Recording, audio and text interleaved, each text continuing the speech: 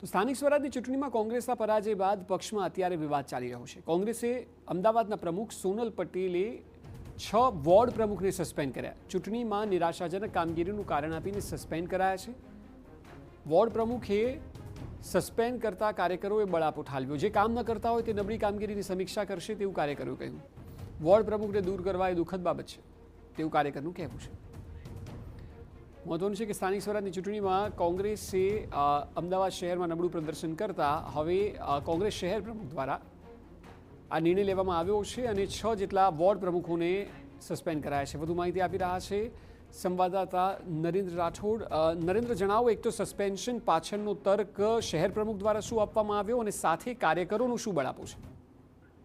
જી, કોંગ્રેસ દ્વારા જે પ્રકારના પરિણામો એમને મહાનગરપાલિકામાં પ્રાપ્ત થયા હતા ત્યારબાદ એની સમીક્ષા કરવામાં આવી હતી અને સમીક્ષામાં લગભગ 6 જેટલા વોર્ડ એવા હતા 48 પૈકી કે જેના વોર્ડ પ્રમુખ દ્વારા યોગ્ય કામગીરી કરવામાં આવી ન હતી અને એ નિરાશાજનક એમની કામગીરીના કારણે એ તમામ લોકોને એમના પદ પરથી દૂર કરવામાં આવ્યા હતા અને આ સિવાય એમને કેટલીક પ્રવૃત્તિ કે જે પક્ષને શોભે નહીં, એમના હોદ્દાને ના શોભે એ પ્રકારની કામગીરી કરી હતી અને એના જ કારણે એમને હોદ્દા પરથી દૂર કરવામાં આવ્યા હતા. અને આ પ્રકારનો લેટર સોનલ પટેલ દ્વારા અમદાવાદ શહેર કોંગ્રેસનું જે વોટ્સએપ ગ્રુપ છે એમાં નાખવામાં આવ્યો હતો અને ત્યારબાદ અનેક કાર્યકર્તાઓ દ્વારા સોનલ પટેલની કામગીરીને લઈને પણ પ્રશ્નો ઉભા કરવામાં આવ્યા હતા. એમાં સ્પષ્ટ જોવા મળી રહ્યા છે કે વોર્ડ પ્રમુખને જે સસ્પેન્ડ કરવામાં આવ્યા એ અયોગ્ય છે.